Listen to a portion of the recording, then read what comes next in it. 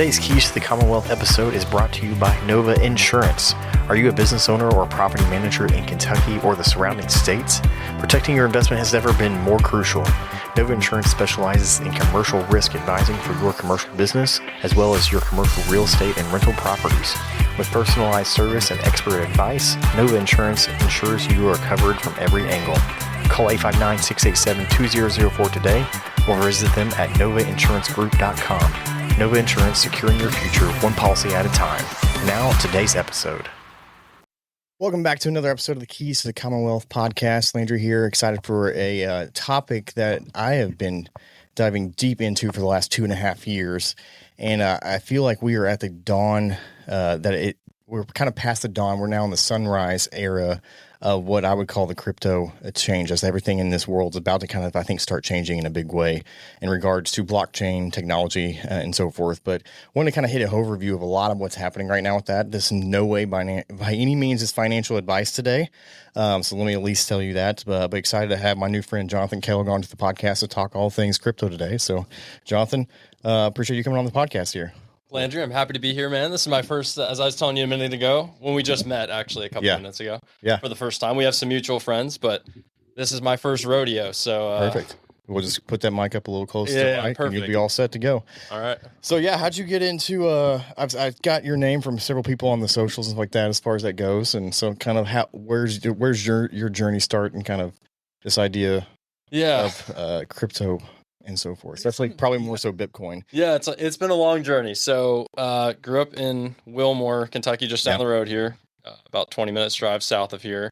Little university there, Asbury University. I don't know where all your listeners is from. Mostly Kentucky, but I was just there for the fourth parade for sure. Perfect. Yeah, so I grew up in Wilmore, Christian family, small little town there. My dad was a missionary kid in Kenya. My mom was a nurse, and so those were kind of the two rivers that joined, and then here I am.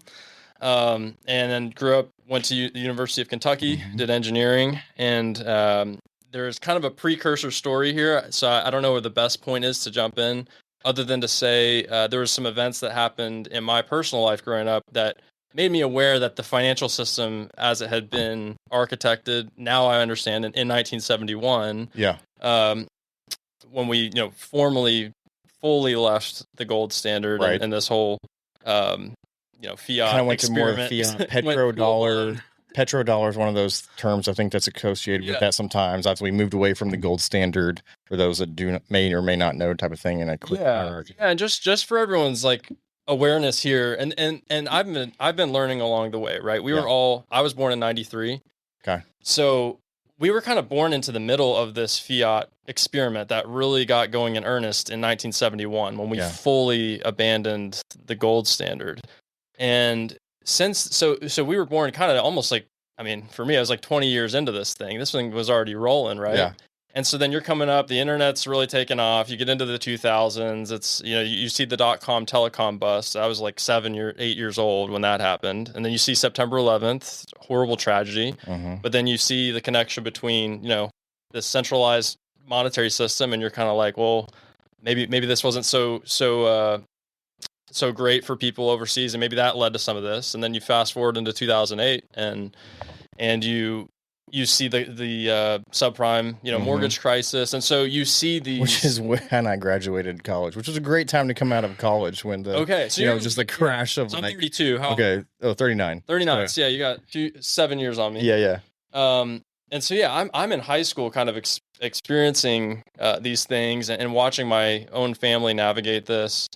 And then, as kind of another backdrop for me, I had a great grandfather that had owned a mall property out west and created a trust in our family. So I'm not a trust fund baby per se, but I've seen how a high quality property can endow a family or endow an institution. And so I always recognize man, if you could find scarce, desirable property, this can be really good for people. And a lot of this podcast started from the property side of things. As I was personally learning a lot of this stuff and realizing, as you would probably argue at as well, that the stuff that they never would teach you in school, really type of scenario, as far as how money works, how the rules of finance that are out there to be utilized, your advantage, it's never really truly taught to us that the YouTube sensation that is we have now in endless information at our fingertips has kind of been the catalyst for like, wait, well, there's all these avenues and different ways we can do things than we were ever really thought or taught type of scenario growing up. Yeah, absolutely. And I think for me, it was just, I was always incredibly curious to see, is there a better way? I was like looking for something, right? And I was mowing grass when I was like 10 years old, saving up for my first car and saving it in dollars. Same. Right. And I bought my first car in dollars, and, I was very, obviously native to that. But, especially in 2008, when I watched that and I watched what happened to my grandparents, they had like a, real estate kind of thing going in northern Indiana, and it really impacted them negatively. I mean, they pretty much lost their enterprise up there because they were a little too over leveraged, and it just didn't go well for them. And, Is that during the 08, 09? Correct. Okay. Yeah. And so like what I'm trying to say is my background in my young life was actually, I would use the word like traumatizing. Like I was very anxious a lot around financial issues because it was really impacting my family negatively, caused hardship for my parents, just various things. And they're together, things work out. The Lord's like redeemed a lot of things, but I'm trying to say I had a lot of like additional baggage that maybe not even the average person would have experienced. It was pretty intense for me. And so I was really hungry and looking for a solution. And I wanted to have a way to support my family and be a good steward of the resources that God's given me. And so I got really curious about investing and all that. And, in middle school, my dad, he showed me a compound interest table. And if you've ever looked at those, right, like the compound interest formula, it's principal, what you start with, multiplied times 1 plus your interest rate. So let's say it's 10%. So if you start with $10,000 times 110%, and then you raise it to the compounding periods, right? And that could be how many years, right? So if you compound $10,000 over 40 years, it adds up to an astronomical amount of money. And so the question is, how can I achieve a high rate of return over a long period of time? And that's a challenging thing to do. And so you start with your basic money market, right? Your cash in your bank account, but that's going to yield you just a couple percentage points. And inflation's running 7, 8, 9, 10%, depending on where you look, right? And it varies by year. I think that's the biggest thing, to like when you start showing people just the deflationary aspect of especially the US dollar from like, when our parents were young kids to where they are now type of scenario. I mean, it's crazy. It's not that like things are that much more expensive. It's just that the dollar is not worth near as much as what it used to be. It's pennies on the dollar now in that aspect. So. Yeah, and there's more inflation in the things that people really want. So the inflation you get in the scarce, desirable assets like housing itself, unfortunately, you're seeing inflation there that's even higher than your basic toilet paper, your basic commodities, right? Like even you actually get amplified inflation in the really desirable things. And so, yeah, man, I was troubled by growing up in this, and I was thinking, how am I going to make it? And so part of the reason that, career-wise, I chose engineering was like, well, it's a competitive field. It's something I'm going to have to work really hard for. But if I can get a license, that's going to protect my earnings to some level, because, you don't want to have just anybody design the bridge for you. If I can create a moat around my income stream, that would be good. And then, as I got into business school, I learned the importance of moats and things more when I was studying Warren Buffett and Charlie Munger value investing. But yeah, to get onto the the Bitcoin subject specifically, to take you guys back, right? It's 2011. I've graduated high school from West Jessamine High School, just down the road here, and went into the University of Kentucky pursuing civil engineering. And I wanted to use that to do mission work and to just make the world a better place and be able to provide for my family. And so I had all these other reasons I was doing engineering. But one day, I think this was my freshman year of university, I'm in the engineering library on campus in Anderson, and I am on my desk, my laptop, my Apple MacBook Pro. And at the time, my home screen on my browser was Yahoo News, so very common back then. Now it's like Google, right? But back then it was Yahoo, and if you're familiar with Yahoo, right, you've got like these little pop culture articles and things that pop up. And one of these days, there was an article that popped up about this magic internet money called Bitcoin.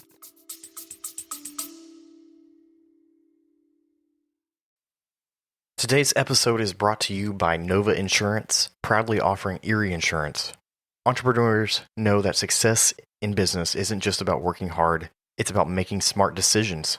That's why at Nova Insurance, we trust Erie Insurance to protect our clients' businesses. For 100 years, Erie has built a reputation for competitive rates and top-notch service, earning some of the highest industry rankings. We've helped many local business owners find real value through Erie's tailored coverage, ensuring peace of mind while they grow.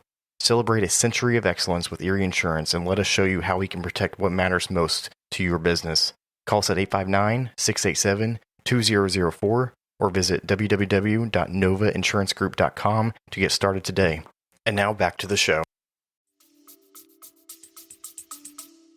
Yeah. And I read a little bit, and at the time I was obsessed with Tesla and the rise of Elon Musk and all this stuff. And so I thought, man, if I had any extra money, I would buy a little bit of Tesla. I would buy some of this Bitcoin stuff and maybe a few other little things. But I didn't have any extra money. So I kind of... Right, that was the problem. That I was the same way back then. I was like, man, I wish I could put some money into this thing at that point. I have a vague memory. I don't know if I really did this or if it's just a vague memory. But, back then, like Mt. Gox was like one of the original exchanges, and, people would get on and buy this. I can't remember. It's somewhere in Asia where it ran out of Japan or Hong Kong. I don't know. There's a documentary on its crash. You can watch this, that, or the other. Yeah. Yeah. And, a lot of people got rugged on that one. So if I had, who knows, if I had bought anything on Mt. Gox, it probably wouldn't have worked out great anyway.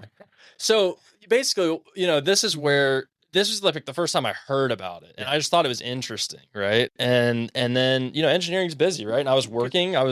Because I think the interest part where people started was like, there was really smart minds either talking about it, kind of behind it type of scenario of talking about how it was very, there was very smart people talking highly about it as far as the technology, this, that, or the other. So it wasn't like it was this just who knows what this is. Like, let's just throw some money and see what happens. There was more of this is going to change almost, the world in some ways as far as the technology itself. And I think that's where people have a misunderstanding from the blockchain in that self, that it'll start taking over everything. And honestly, in a lot of ways, I could argue should, like PVA transactions and like have that time, put on a blockchain as a transaction to say, this is my property based upon this, and you can't duplicate that type of scenario or take it away from me or try to change that or alter that. Correct. This, that, or the other. You could talk about anything, driver's licenses, you can do whatever you want type of scenario. So in some ways, the technology, I think people need to understand, is very transformative and will and should be leveraged in a lot of ways because of how safe it is in many ways to use.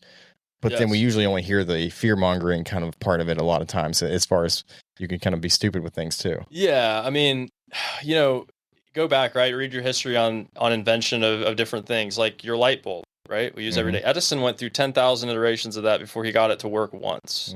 And if you look at the history of electricity, there's old articles, like little comic strips of people trying out electricity. Like people were fear-mongering electricity back in the day, you'd have someone tethered to a pole being electrocuted, and it was like a very crude, almost grotesque representation of electricity gone awry. And is that inaccurate? No. Like if you use electricity the wrong way, you're going to get fried. And there was originally the way they laid out electricity just directly into houses was very controversial as how they kind of did it originally too. And they eventually went to more of those sub units around around your city, this, that, or the other. So, it took a while to get there to where we're at with that today. Correct. And it still scales. And, you've seen the charts out there of like, how long did it take for most of the country to have refrigerators? How long to have phones? How long? And you see like this sloping thing, and they compress over time. And what's fascinating is Bitcoin is actually growing faster than the internet itself proliferated. Okay. So, because again, these S curves, right? They kind of compress, and so we're, if you read Ray Kurzweil and the singularity is near and all these things, you see this increasing acceleration. It's torque in the innovation curve to where we are just moving faster and faster towards this wild future. And you have AI and you have all these other things we could talk about, but I am passionate about talking about Bitcoin for so many reasons that maybe we could do a few of these, because like it's such a deep rabbit hole. There's so much to it. Obviously there's other coins and things out there we could talk about. But there is a social movement happening in Bitcoin specifically that is unique. It is special. The origination, the story of how Bitcoin was invented, it's remarkable. I literally bought a book on Amazon. It's called The Book of Satoshi. You can go back and read all of his emails that he was sending on the newsletter, the crypto mailing list, right?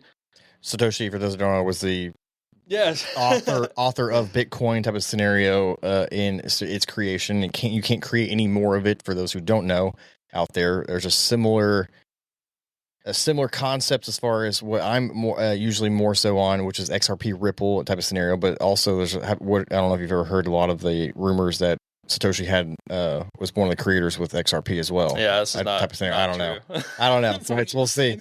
That's not real. That's not fact by any means, but obviously it's a large. So who knows out there? There's a lot of, and that's the part I get. People are kind of like, well, there's a lot of mysterious aspects behind all this type of scenario. Yeah. So like, I'm afraid to trust this type of stuff, and that's what I get that, and you would probably say you get that too. But it's like the technology itself is what I always try to point people back to, as far as what that part, like at the beginning of this conversation, is you just can't. Once you really understand it and how safe and secure in many ways it is, and how the use case for it, and to expound upon that just slightly before we kind of get more back into Bitcoin. Like, so today we're sitting here, it's July 14th. Today is what's the dawn of ISO 20022, which is the new international standards operating code for how the banks in America are now going to switch over to this code. This new, it's kind of like going from a dumb flip phone texting message system between banking transactions around the world to more of a modern version of it just being a lot more faster paced, more data and information that can be transacted within those. Because you look at your debit or credit card, there's very minimal information that usually pops up there.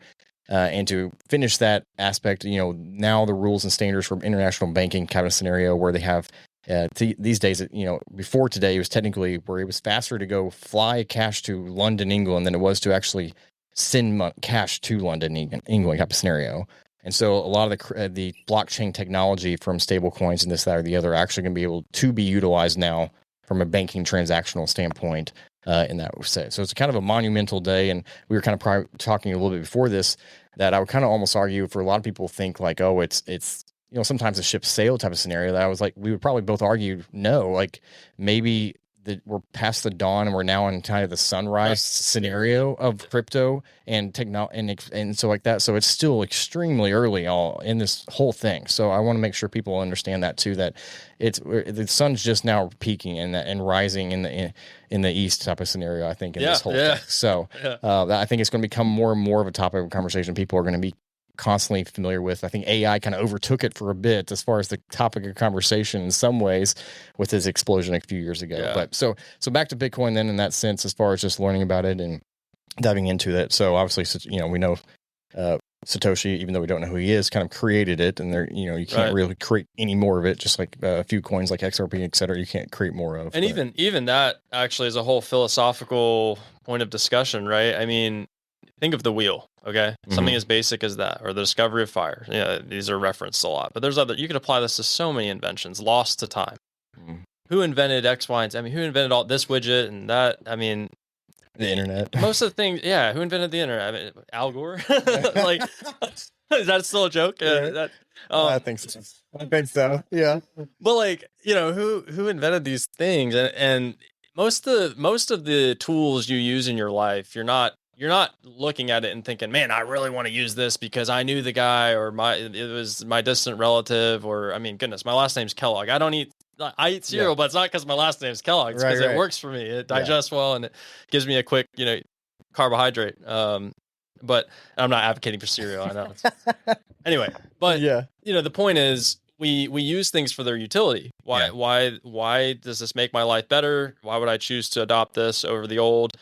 You saw this with, the old mail carriers, and then it went to fax, and then it went to email. Well, it's all about efficiency of moving bits of information around in the case of mail. And, the unique thing that Bitcoin unlocked for the world, and truly, even for me, I mean, I've been around this, again, I heard about it in 2011, learned a little bit, forgot about it. There's a whole story of how I got back involved in 2017. I mean, this would take several hours to go through my whole story and all and everything I've learned about Bitcoin in the last 8-9 years. I mean, I've been like singularly focused on this. So yes, I'm doing engineering. You just got back from one of the big Bitcoin Con type of things, right? Is Yeah, it called Bitcoin Con? I don't know. It's called the Bitcoin Conference. Yeah. And it's been going for a number of years now. I went to my first one in 2023, I guess it was, in Miami. And then last year I went to the Bitcoin Conference. Last year, I think Trump there, I think, at that one? Or was that it was in 2024 in Nashville. Yeah. Yeah. And then this year was in Vegas. Okay. And next year will also be in Vegas again. Okay. And so, you're having, respectable, you're having high-ranking political figures appear at these different events now, which, again, it's a lot of fanfare, but for me, I don't go for any of those reasons. Sure. I go because this technology will change the world in so many fundamental ways I can barely even elucidate. It would take a while because... And that'll probably have to be our part 2 type of scenario in some ways as this kind of grows. And to speak to the political thing, because I'm just talking about where we sit right now in this sunrise aspect is, a lot of people are expecting, and there's a lot going through the House and Senate type of stuff as far as potential bill passing to kind of, I guess, create the framework, especially for the financial district of the America, which for those who don't know, we're really behind the 8 ball in some respects when it comes to that, as many countries have already passed a lot of the structure in regards to crypto use in that scenario. So we expect, are you kind of in the belief that probably at some point this year or within the next 12 months that kind of gets passed in some kind of framework aspect? Oh, like the Clarity initiative? Yeah. I've seen that kind of moving around on the socials. We'll see. Okay, guys. So to level set too, right? It's hard to move the mind because the zeitgeist in the American mind is like, hey, America is the world's superpower. We define what all these, the global world order, and obviously you have China rising and all this stuff, right? But Bitcoin is a supra-sovereign monetary technology, meaning this is not some game of which country can figure out how to come up with the right ways to accelerate Bitcoin and add something. It's actually a competition between nation states to adopt and incorporate. Sure. And this is where the individual has been presented with a once in a lifetime opportunity to arbitrage the agility you have to open a smartphone, get a wallet, buy some Bitcoin on it like this. Yeah.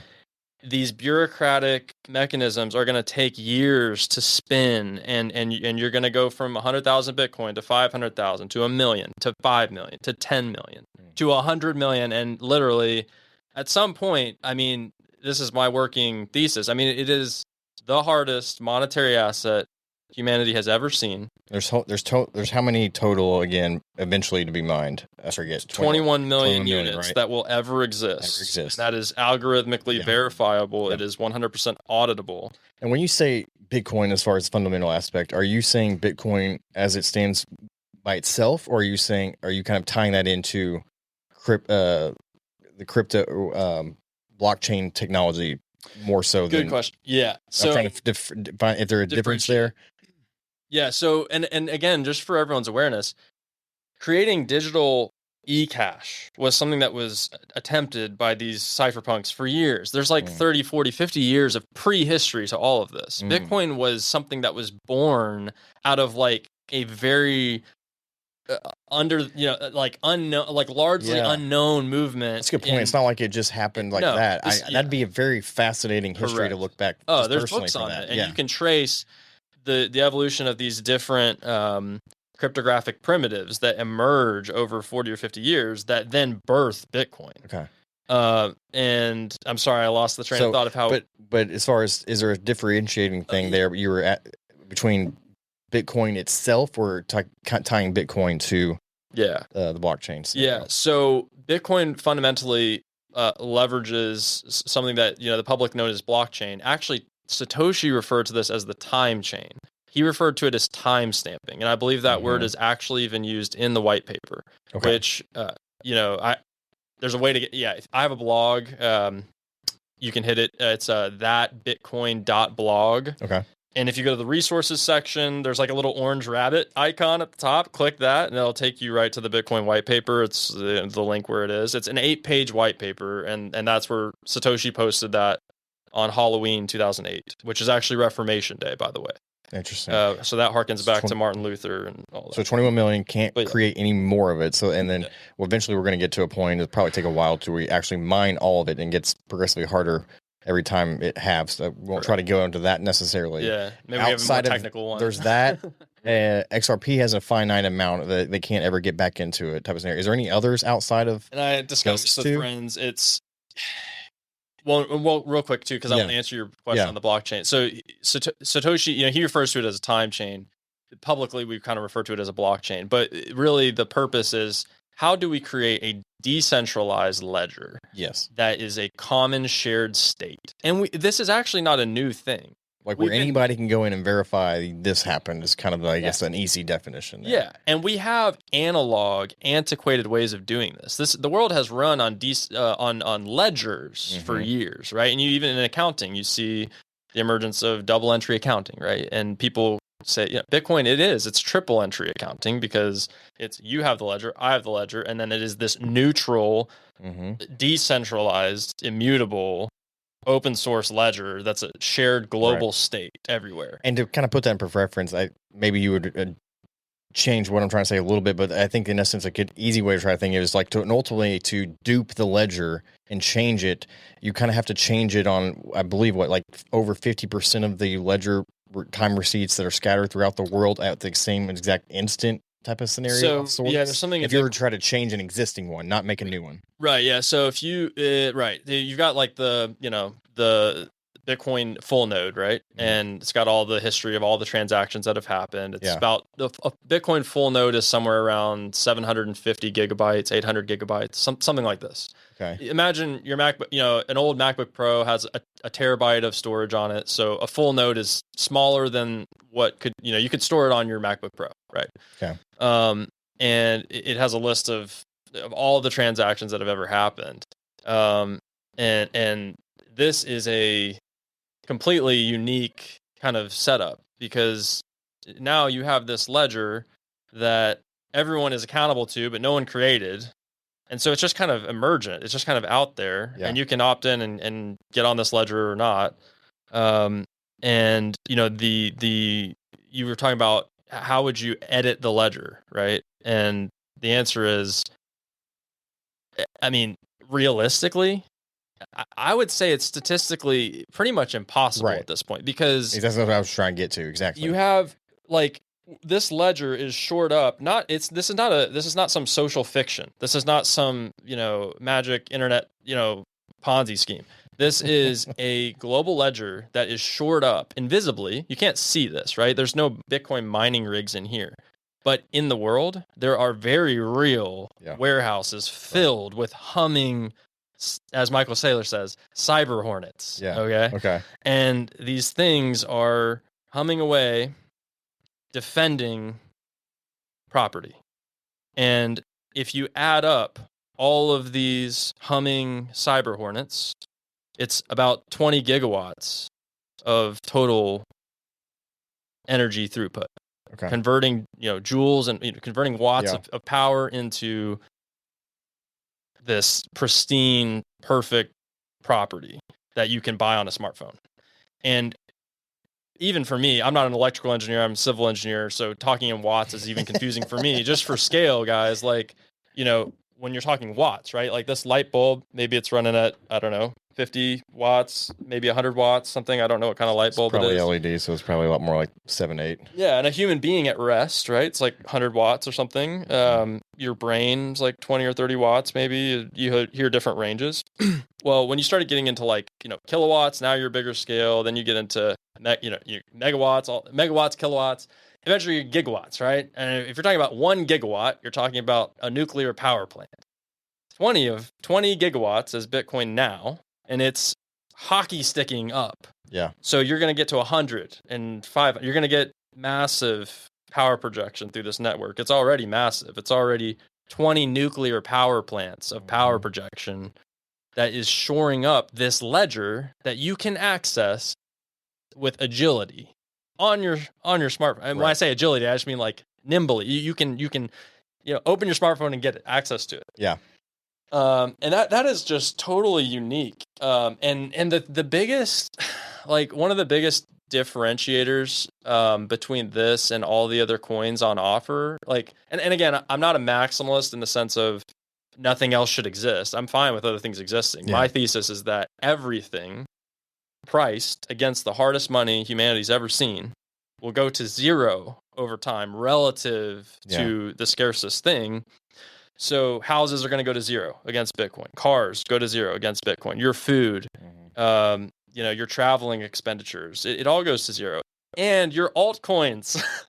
Now, over 10 years, it's like, you might get outperformance in these different things. But, I think people that are trying to find the latest meme coin, they're missing something. And the XRP thing is a different type of discussion. And I'm not trying to disparage these other. I realize that I see them as two different lanes. Like for sure, I see Bitcoin and XRP as kind of two different lanes, two different purposes in some respects. It's probably what I would. And there's a deflationary aspect of the XRP, as there's 5,000 burned a day type of scenario of that total that'll never be created any more of. But it's hard because in some ways I think the easier way to think of Bitcoin for a lot of people is like when you talk about the aspect of it going to zero in comparison to how everything inflates is the fact that it's more like gold. Like there's a precious finite amount of it type of scenario. Correct. And so I think in some regards gold, we used to use that as like a buy and trade and sell aspect of things when there was a lot less people and a lot more of it type of scenario. It used to be actually part of our coins and our money system. Right.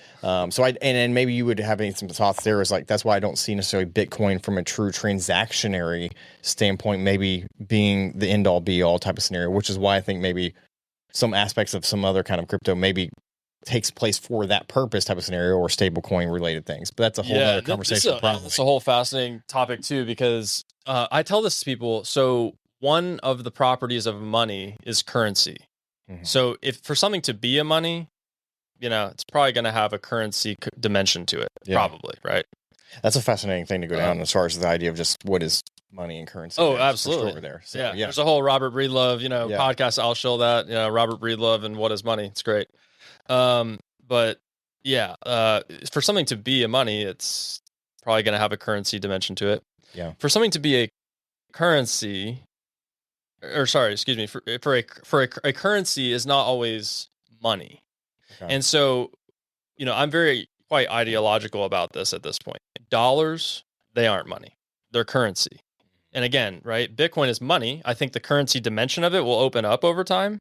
You have other layers, the Lightning Network. I just bought a hamburger from Steak and Shake before coming here, like 30 minutes ago, with Bitcoin on the Lightning Network. It didn't cost me any fees. It was great. Very seamless. It was awesome. Steak and Shake, if you go in there, they've actually changed their logo a little bit. So it's got like a digital spin on the Steak and Shake logo. So they're adopting it. And that's a signal as well, right? Like, look at who's adopting this. How are they using it?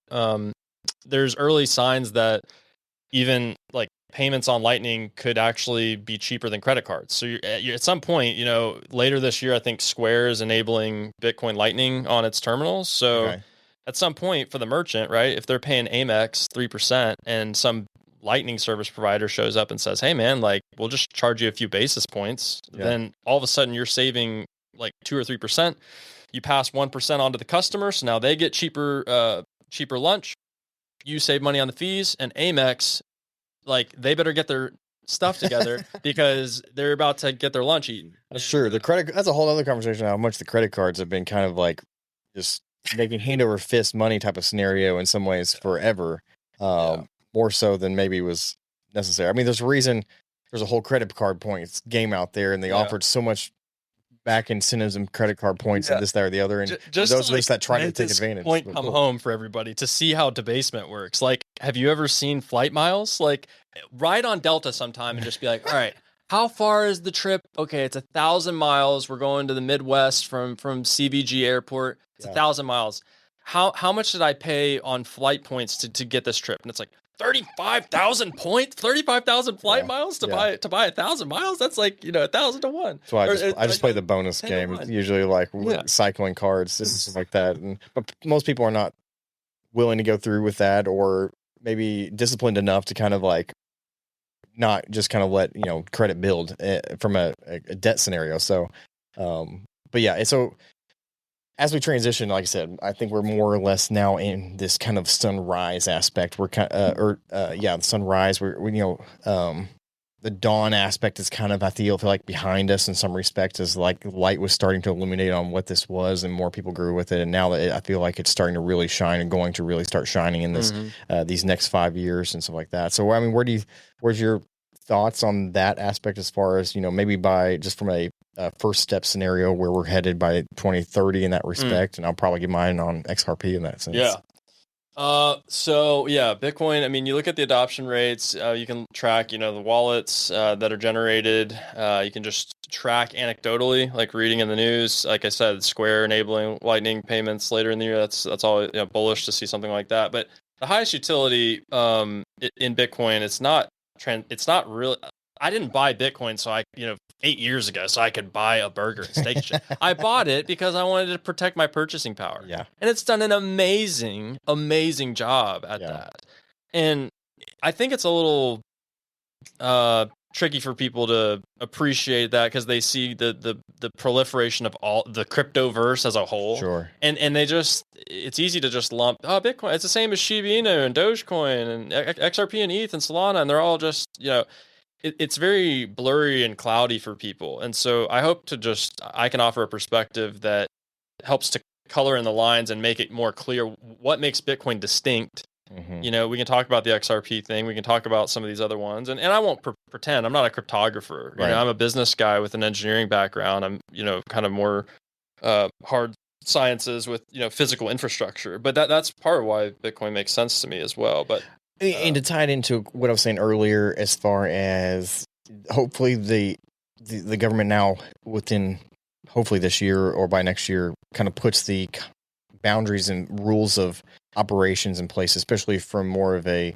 financial institutions place, only shores up more of what you're obviously talking about in the sense of like, sure, I could have Bitcoin or some of the crypto on my my balance, not my balance sheet, but here's my net worth stuff. I've got to send it to the bank to show here's my my credit, what I owe creditors versus here are my assets, your personal financial statement.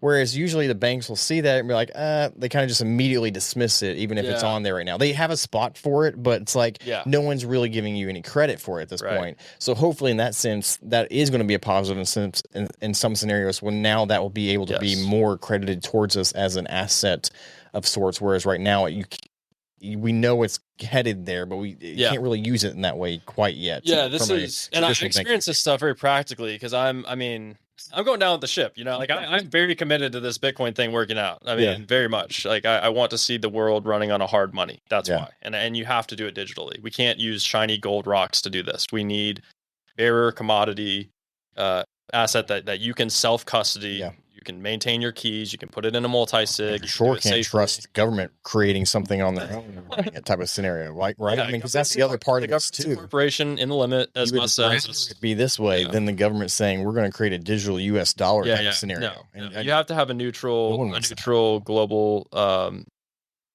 ledger to run everything off of, and also. Look at Switzerland. Look at the Qataris. Why are they the envy of the world in some ways? I mean, they're smaller, right? But they're like they're peaceful. It's beautiful. I mean, just why? It's because they set themselves up as mediators. They position themselves as neutral, and Bitcoin is bringing that kind of a property to the entire world. And the biggest thing is it puts everybody on the same sheet of music. Like we're all playing, I play soccer, you play basketball, you do insurance and have your business. Big I'm musician, an engineer. So you say a sheet of music. That's probably more hits home than the basketball side of things. For me, playing different instruments, but we're coordinated, right? Like, someone's playing the trombone and the piano and the violin, but it makes a symphony. Well, this is about what you're to see. Like Bitcoin is a global symphony of economic activity. It is aligning disinterested counterparties, and it's putting everybody on the same project. And we're building a global superstructure right now. Same opportunity as everybody else. Yeah. And you talked about adoption. I wanted to hit that too, because you brought up like the collateralization aspect and like building a robust credit and collateralization dimension to Bitcoin. This will be done by the institutions. And so Bitcoin is not coming to, it's not the enemy of the it's not the enemy of the dollar. It's not the enemy of Jamie Dimon and, Chase. It's not the enemy of these things. It is a neutral tool. And it is like a game. It is like we've all been playing these other games and someone just invented a new one. And we all bring our skill sets. And, for me, like soccer was invented. I don't remember the exact year, but it was called football, right? Yeah. Like they brought all their previous abilities and then you've got this new game. It's laid down. It's understood. It's neutral. It is codified. No one's changing the rules every time you show up. And everyone's going to come in. We're going to play the new game. We're going to compete on it. And that is exactly what's happening with Bitcoin. And this thing's been going on now. I mean, this is we're 16 years into this. It's not going away. It's only getting bigger. And you can ignore a thing. You cannot ignore the consequences of ignoring a thing. And Bitcoin is such a thing that, I think 30 years from now, you're going to look back and be like, man, I really wish I didn't ignore that. And as we go into the 2030s, again, I think the Ray Kurzweil singularity thesis is pretty good. It's a fascinating book. It's kind of disturbing in some ways. And also some of these tech futurists, none of them anticipated Bitcoin. Oh, no. And even them, like you listen to Ray Kurzweil. They anticipated a lot, which is crazy. Like even AI and everything like that, anticipating a lot of stuff. But you're right, they didn't anticipate. And they're like, man, humanity needs a hopeful story. Like, you know who Peter Diamandis is at all? Like, he's another one of these futurist kind of guys. He was in school with Michael Saylor back in the day. They were friends. And I listen to a lot of his content too, because he's pretty big on like the longevity biotech space and he's raising awareness there. And he points out, man, like with the AI topic, he's like, Hollywood has really done us a disservice because they paint AI as this nefarious overlord and this is a hopeless endeavor and it's always going to end up in total authoritarian chaos, right? Dystopian future. And I think, it's good that we confront those outcomes through our creative media, but what we really need too is like, what is the hope? Like, where's the path forward that's beautiful? Yeah. And this is where I actually think I can add a lot of value to people is like, I've always been fascinated with technology. It's kind of a dual interest. Like I love soccer, but I really love like futuristic thinking and like how do we create a future that I would love for my kids to grow up in? And like what's the super kind of sci-fi, but also like rooted in principles and like long-standing values and virtues that would make our grandparents proud. Yeah. Like I don't want my great grandfather who bought that mall property, 100 years ago out in Washington State to like, if he can see, my actions, I don't want him to be thinking, man, like I took all these really conservative, great steps to like create a good path for my family. And then my great grandkid, like just ended up squandering it and living this like loose, crazy life. Like I want to make my own contribution. And for me, Bitcoin is this thing. And, we could do another episode, but there's something that Bitcoin fundamentally solved that I want to make everyone aware of. And this is not something that XRP or ETH or these other projects solved. There's a longstanding problem in computer science called the Byzantine generals problem. Okay. And what that problem is you can see like a graphic, right? You have like 7, 8 kings around a castle. And let's just pretend it's a perimeter, right? And you've got the castle in the middle. And they want to sack the castle. Okay. They want to all attack and sack the castle. Well, the only way they can do it is if they all attack together. Okay.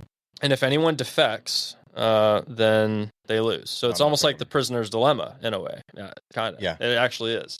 So, if they don't all coordinate their attacks together, they can't sack the castle and they're going to lose and they're all going to lose. And the one guy who ran off free, he's also going to lose because the castle's going to, the military's going to come for him too.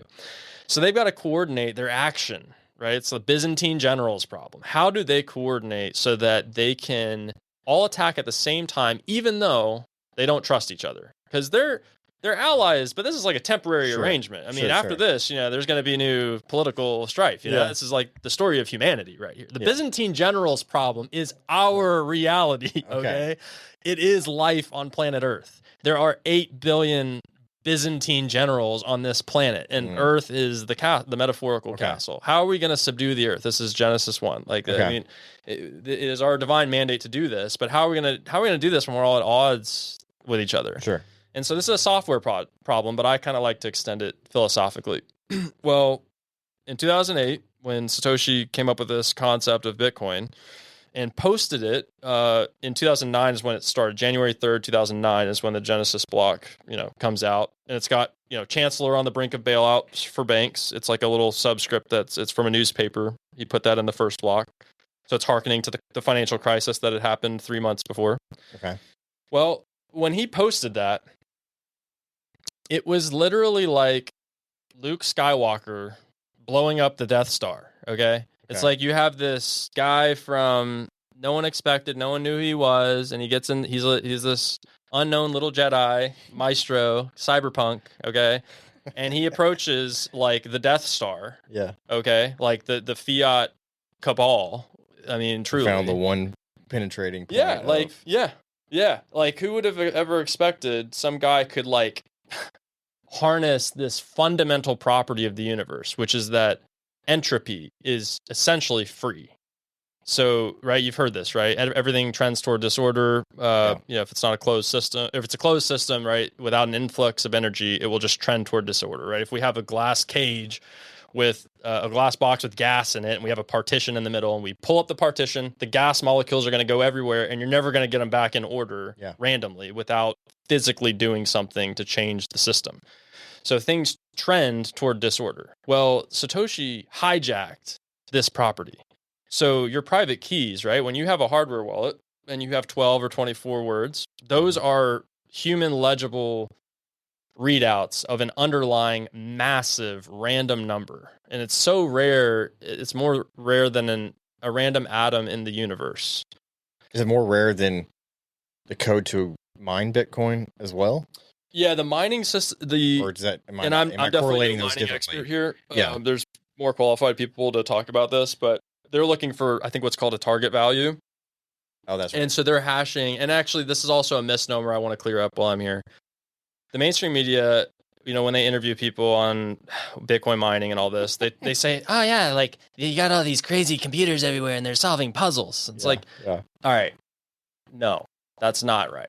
They're not solving puzzles. Okay, that's completely confusing everybody. It's because not a good analogy. Yeah, because the average person hears that. So what's a good analogy? They're like, okay, so you got these computers and they're like trying to like shake a Rubik's cube and like they're trying to solve it, or they're trying to like they're doing all this fancy math that calculus 4 and they're solving cryptographic puzzles. No, that is not what's happening.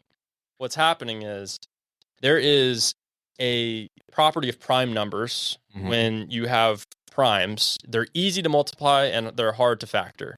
So if you have I think 3 and 7, right? Prime numbers, multiply them, 21. Oh, okay, very easy. Give the number 21. What are the primes? Okay, to think a minute, 3 and 7. If you go bigger, right, and you multiply two massive prime numbers together, and then you try to factor them back, it's basically, it's impossible. There is no algorithm to do this. Quantum computers, maybe we'll be able to do it. That's a whole other topic. That's for sure. But effectively, that's the one I was probably more worried about in some respects. Of some of that. That's again another conversation with quantum computing. There's lattice. There's other forms of cryptography. There's the short of it is, you really think that Apple and Microsoft and IBM, all these massive tech companies are going to let quantum ruin their own tech monopolies? No. There's also quantum cryptography, which is also another game, and there's something called lattice cryptography. There's QBTC. You can look that up online if you have concerns about the quantum threat.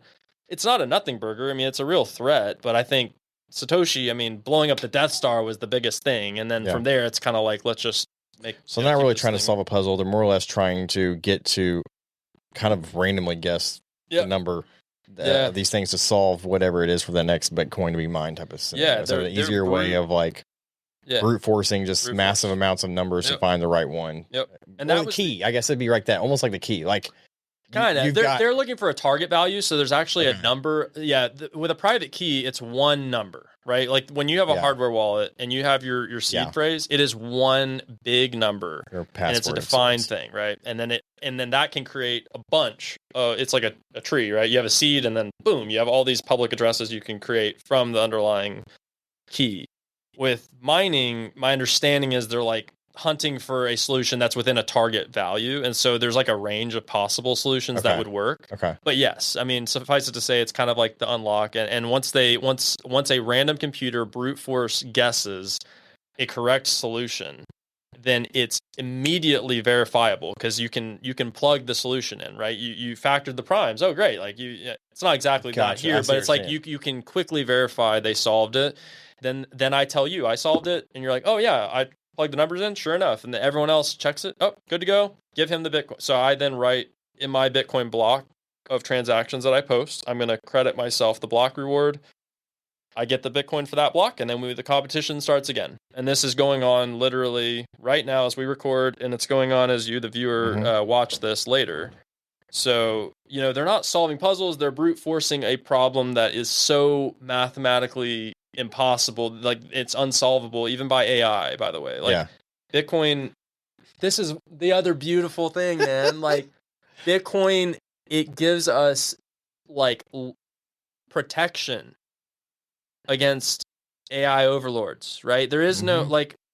That's a good point too. I've never thought about the cross there between as far as the correlation or decorrelation aspect of that in that sense too. Yeah, this is like, and I don't understand how people just don't believe in God, because I'm like, the world is so, like, when you really like go deep and study how things work, you're like, dude, how's any like, of this random? How in the world, like, you would, there has to be like a sovereign designer that is so remarkable to me. Yeah.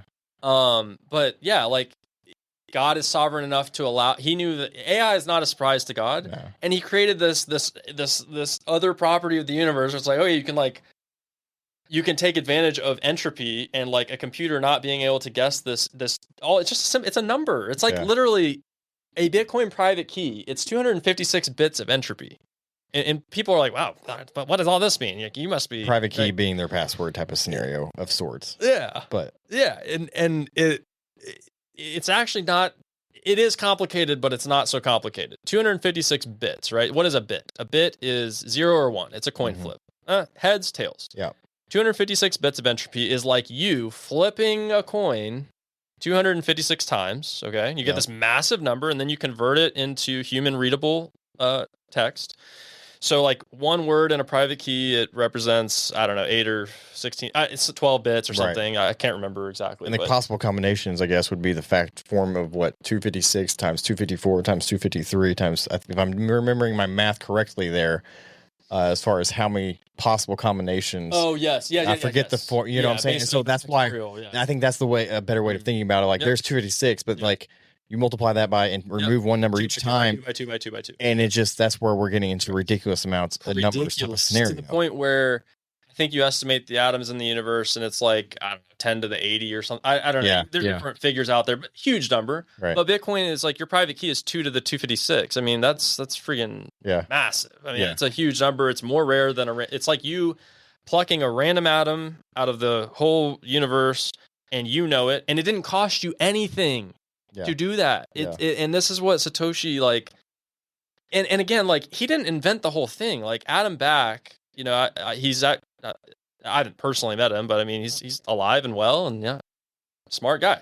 He invented proof of work, and he originally designed that to combat email scam. Okay. Email spam. Because he makes it costly. He introduces thermodynamics into cyberspace. So like if you get spam email, spam call, why can people just do that ad hoc as much as they want? Because it doesn't really cost them anything. Yeah. And people, you can't escape economics. And so if the economics are spam everybody because you're going to catch a fish every once in a while. Yeah. Scam someone out of their money, then So as far as, I think to kind of maybe wrap it up because I don't want to go. We're going to have to have multiples for sure. But like again, we kind of I think painted where we've been, where we're kind of dawning into this new era and age as we have talked about some of the stuff within. So painting the picture of the next 5 years. I mean, I probably have some of my thoughts on some aspects with certain things, and you probably have more so in Bitcoin. I'm sure that I think all can potentially work together. So like where are you kind of thinking maybe just in the next 5 years as we kind of really change and. Yeah, we're in this time period with AI, robotics, crypto. That I mean, it's crazy. Like the amount of opportunity for anyone out there is just unbelievable, more so than ever in any point in human history. It is. And so regarding the Bitcoin part of it, where do you think that kind of starts moving here in the next 5 years? Not necessarily projecting price necessarily. Yeah, which I don't really. but, I appreciate that because I don't. No. I've kind of strayed away. I don't. Yeah, I've never really been a price predicting person because I don't think anyone, especially in this kind of a world, 5 years out, it's like I don't think anybody has alpha on that. Like No. as Saylor says, all your models are destroyed. Right. Why does he say that? Because you never know the day that the next Michael Saylor is going to wake up on the other side of the bed and be like, oh, why don't I have no Bitcoin exposure? And goes and buys 30,000 Bitcoin. There is no model that predicts these idiosyncratic events, right? The black swans. I mean, there's so many things that can happen in the world that change things. And also, guys, like this could go the other way. All right. Like here's like the other path that this could take. Because there's a saying in Bitcoin, like in ways, Bitcoin takes the most painful path. And sometimes that means it goes way up when you didn't have the exposure you wanted. And other times it completely plummets when you got over levered. And, it's a painful roller coaster. We have idiots like mortgaging homes to buy Bitcoin and stuff like that. You're like, that's not going to be what this is built on as far as the foundation. It's too volatile. But as it slowly builds. And so I think, and correct me if I'm wrong, like we've talked about with government aspect and stuff like that, where you start getting into ETF back secure, Bitcoin and ETF type of scenarios, things where it starts to merge in with traditional finance aspects is I think where we're headed here over this next several years in this step, and which kind of solidifies the base and the foundation even more so. The ETFs came online January of 2024, so we're about a year and a half, 18 months into the ETF saga. That fundamentally changed the adoption path, the modeling. It changed a lot of things. I mean, which is not I would argue it's probably a true ETF. Like in some ways, like you're kind of more or less a company who has kind of built into it. So it's not like the ETF itself is owning Bitcoin. It's more like companies that have owned Bitcoin of sorts, because that's why we haven't had that full change in the financial aspect. Like a financial advisor can't go buy it for you type of scenario. So there's still a little distinction there is what I'm trying to get at, where as some of this starts changing, which we hope it will with the guidelines with the government type of scenario, where that does change, where financial advisors and things of that nature are it's treated more like an ability like gold or others like that, where they can transact it for people. So that's what I'm kind of making a little. We're not all the way there yet. When we say ETF, you may know more about that area than me in terms of just the fine print of how the ETFs work. I mean, my understanding is it's 1 for 1. Like if you buy Fidelity Bitcoin Trust, right, FBTC, it's 1 for 1. Right? If you buy IBIT, right, BlackRock's Bitcoin ETF, it's 1 for 1. They're not. I mean, you're going to pay a small amount in a management fee, but it's it's an institutional grade way to get Bitcoin exposure. And yes, it's a custodial product. So there's all these trade-offs, but it's like, well, I mean, but when you self-custody, there's risk with that too, right? Like, I mean, you're fully responsible, and not everyone. I mean, I recommend people kind of learn how to use Bitcoin in all sorts of different ways. Like, because email, right? Like you use email in lots of different ways. You use tools.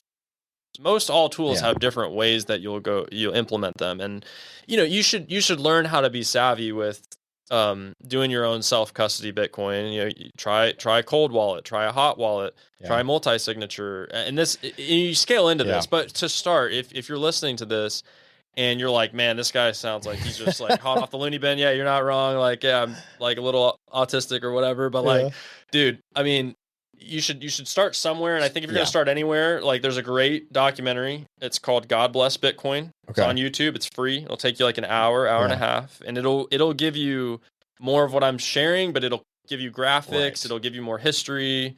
More context. The ambiguity, the cloud of it, like that's the part of, if anybody hasn't, just needs to start really diving into what is it, like we've been talking about today. And that's where I wanted to kind of keep it more so at high level today, to kind of really say, hey, like, again, we're talking about the sunrise. It's not too late to start really learning about it, really diving into educating yourself on it. Yeah. And especially as AI even changes things, and is probably going to accentuate the devaluation of the US dollar in many ways, while creating opportunity in a different place. If people are not aware of that in transitioning skill sets or mindset when it comes to financial things, etc., you're going to get left behind a bit there. And so I think that's what I'm kind of really pointing to. I should add to, like, if you hear this and you're like, that's kind of interesting, I didn't really understand it, but it was interesting, he seems passionate, and they're talking about a sunrise. Okay, like what? Yeah.